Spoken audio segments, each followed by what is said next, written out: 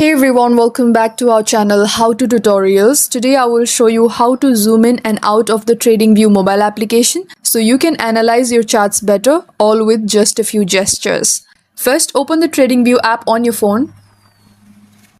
Make sure you're logged into your account. Now tap on the chart button at the bottom. And here, select any chart you want to work with. Now to zoom in or out, just use the two-finger pinch gesture. Just spread your fingers apart to zoom in and pinch them together to zoom out.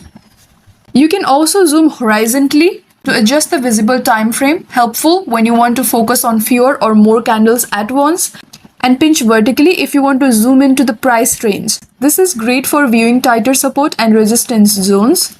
And that's how you zoom in and out on the TradingView mobile application. If this video helped, give it a like, hit subscribe, and let me know in the comments if you have any queries. Thank you for watching, and I'll see you in the next one.